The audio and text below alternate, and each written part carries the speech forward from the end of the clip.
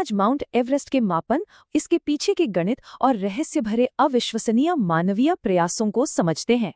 सोचने वाली बात है, 19वीं सदी में 174 किलोमीटर दूर से इस अगम्य चोटी को कैसे नापा गया होगा।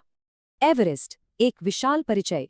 शुरुआत करते हैं इसके विशाल पैमाने को समझने से। आज की आधिकारिक सच्चाई ये है कि इस महाकाय शिखर की ऊंचाई बिल्कुल 8,848.86 मीटर है। और सबसे दिलचस्प बात, ये पहाड़ आज भी हर साल 2 सेंटीमीटर की दर से बढ़ रहा है। महान त्रिकोणमिति सर्वेक्षण। भारत में शुरू हुए उस ऐतिहासिक और विशाल ब्रिटिश सर्वेक्षण प्रयास की कहानी देखते हैं। ये सर्वेक्षण दशकों चला, नेपाल ने प्रवेश नहीं दिया, फिर भी दूर से ही ये महाअभियान जारी रहा। जरा सोचिए, 500 किलो का थियोडोलाइट उपकरण, इसे उठाने के लिए ही 12 लोग लगते थे। क्या मेहनत थी। तराई क्षेत्र की क्रूर बारिश और मलेरिया, काम के दौरान ही 3 अधिकारियों की दुखद मौत हो गई। गणित और सटीक मापन। अब उन शानदार गणितीय सफलताओं पर आते हैं जिन्होंने इस पहाड़ का रहस्य सुलझाया।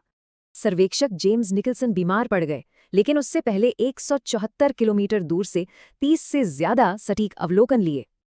यही एंट्री होती है भारतीय गणितज्ञ राधानाथ सिकदर की। उन्होंने ही इस डेटा से सर्वोच्च चोटी की गणना की।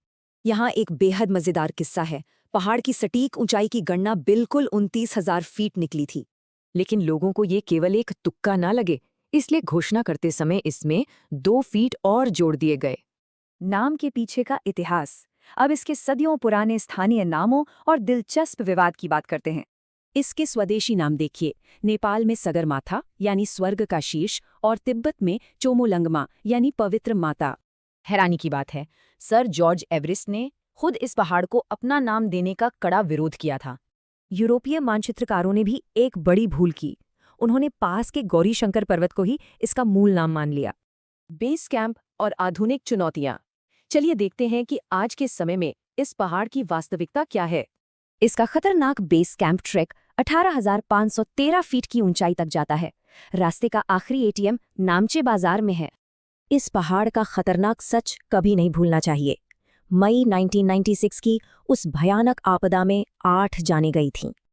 तो अंत में सवाल यह है, प्रकृति की इस अदम्य शक्ति को क्या इंसान कभी पूरी तरह जीत पाएगा?